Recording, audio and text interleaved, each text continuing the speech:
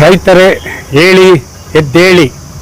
ರೈತರ ಕೃಷಿ ಜಮೀನನ್ನು ಕೈಗಾರಿಕೆ, ರಸ್ತೆ, ಟೌನ್ಶಿಪ್ ಮತ್ತು ಅಭಿವೃದ್ಧಿ ಹೆಸರಿನಲ್ಲಿ ತಲಾಂತರಗಳಿಂದ ನಮ್ಮ ಪೂರ್ವಜರು ಕಾಪಾಡಿಕೊಂಡು ಬಂದಿರುವಂತಹ ಕೃಷಿ ಭೂಮಿಯನ್ನು ಕಬಳಿಸಿ ರಿಯಲ್ ಎಸ್ಟೇಟ್ ದಂಧೆ ಮಾಡಲು ಮುಂದಾಗಿರುವ ಸರ್ಕಾರದ ವಿರುದ್ಧ ಸೆಟೆದು ನಿಂತು ಬಾರ್ಕೋಲ್ ಚಳವಳಿ ಮಾಡುವ ಮುಖಾಂತರ ನಮ್ಮ ಕೃಷಿ ಭೂಮಿಯನ್ನು ಉಳಿಸಿಕೊಳ್ಳಲು ಮುಂದಾಗಿ ಎಚ್ಚರ ಎಚ್ಚರ ಎಚ್ಚರ.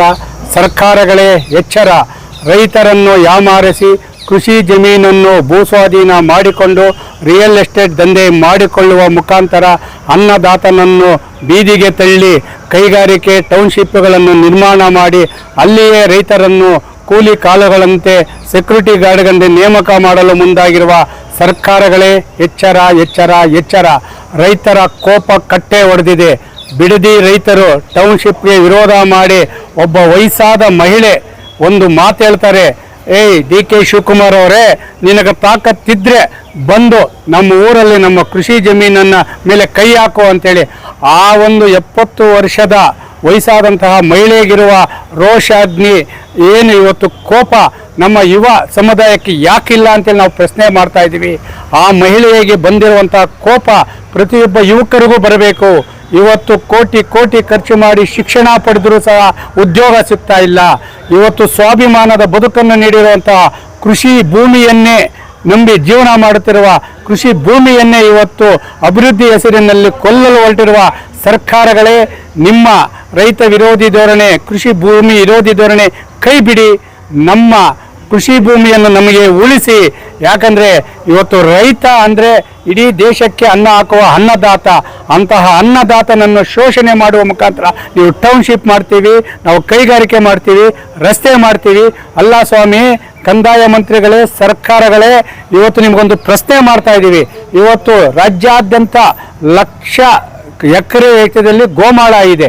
ಆ ಗೋಮಾಳ ಜಮೀನನ್ನು ಭೂ ಸ್ವಾಧೀನ ಮಾಡಿಕೊಂಡು ಅಕ್ರಮ ದಾಖಲೆಗಳು ರಿಯಲ್ ಎಸ್ಟೇಟ್ ದಂಧೆ ಮಾಡ್ತಾರಲ್ಲ, ಅವರನ್ನು ಭೂ ಸ್ವಾಧೀನ ಮಾಡ್ಕೊಂಡು ಯಾಕೆ ಕೈಗಾರಿಕೆ ಮಾಡಬಾರ್ದು, ಯಾಕೆ ಟೌನ್ಶಿಪ್ ಮಾಡಬಾರ್ದು? ರೈತರ ಕೃಷಿ ಜಮೀನೇ ಬೇಕಾ? ಸಮೃದ್ಧವಾದ ಬಿಡದಿಯಲ್ಲಿ ನೋಡಿದ್ರೆ ಸಮೃದ್ಧವಾದ ಬೆಳೆ ಬೆಳೀತದೆ. ಈ ಕಡೆ ರೇಷ್ಮೆ ಇದೆ, ಈ ಕಡೆ ವಾಣಿಜ್ಯ ಬೆಳೆಗಳಿದೆ.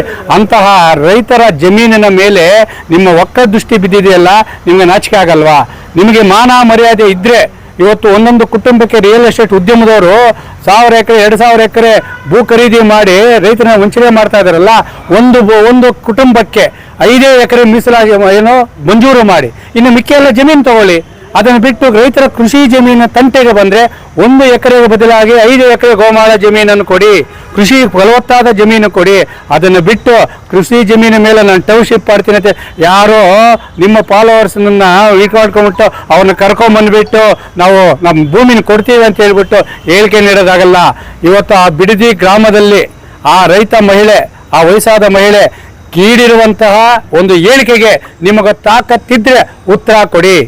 ಇವತ್ತು ಹೇಳ್ತಾ ಇದ್ದೀವಿ, ರಾಜ್ಯಾದ್ಯಂತ ರೈತರ ಒಕ್ಕಲೆಬ್ಬಿಸಿ ಕೃಷಿ ಜಮೀನು ಭೂ ಸ್ವಾಧೀನ ಮಾಡಿಕೊಂಡಿರುವ ಬಿಡದಿ ಒಂದು ಟೌನ್ಶಿಪ್ಗೆ ನಮ್ಮ ಕೋಲಾರ ರೈತ ಸಂಘದಿಂದ ಸಂಪೂರ್ಣವಾಗಿ ವಿರೋಧ ವ್ಯಕ್ತಪಡಿಸುವ ಜೊತೆಗೆ ಆ ಕೃಷಿ ಜಮೀನ ಉಳಿವಿಗಾಗಿ ಕೋಲಾರ ಜಿಲ್ಲಾ ರೈತ ಸಂಘದಿಂದ ನಾವು ಕೋಲಾರ ಟು ಬಿಡದಿ ಚಲೋ ಮಾಡುವ ಮುಖಾಂತರ ಈ ಒಂದು ರಿಯಲ್ ಎಸ್ಟೇಟ್ ಮಾಫಿಯಾ ನಿಲ್ಲಲಿ, ಬಿಡದಿ ರೈತರ ಕೃಷಿ ಭೂಮಿ ಉಳಿಯಲಿ, ಆ ಒಂದು ಯುವಕರ ಭೂಮಿ ಉಳಿಯಲಿ ಅಂತೇಳಿ ದಿನಾಂಕ 4/6/2026 ಗುರುವಾರ ಬೆಳಗ್ಗೆ 9 ಗಂಟೆಗೆ ಕೋಲಾರದಿಂದ ಬಿಡದಿವರೆಗೂ ರೈತರ ಜಮೀನು ಉಳಿವಿಗಾಗಿ ಬಿಡದಿ ಚಲೋ, ಕೃಷಿ ಭೂಮಿ ಉಳಿಯಲಿ, ಆ ರಿಯಲ್ ಎಸ್ಟೇಟ್ ಮಾಫಿಯಾ ತೊಲಗಲಿ ಅಂತೇಳಿ ಹೇಳುವ ಮುಖಾಂತರ ಕೋಲಾರ ಜಿಲ್ಲಾ ರೈತ ಸಂಘದಿಂದ ಇವತ್ತು ಬಿಡದಿ ಟೌನ್ಶಿಪ್ಗೆ ಏನು ಹೋರಾಟದ ರೈತರು ಮಾಡ್ತಾ ಇದ್ದಾರೆ, ಆ ಹೋರಾಟಕ್ಕೆ ಕೋಲಾರ ರೈತ ಸಂಘದ ಸಂಪೂರ್ಣವಾದ ಒಂದು ಬೆಂಬಲವನ್ನು ನೀಡುವ ಜೊತೆಗೆ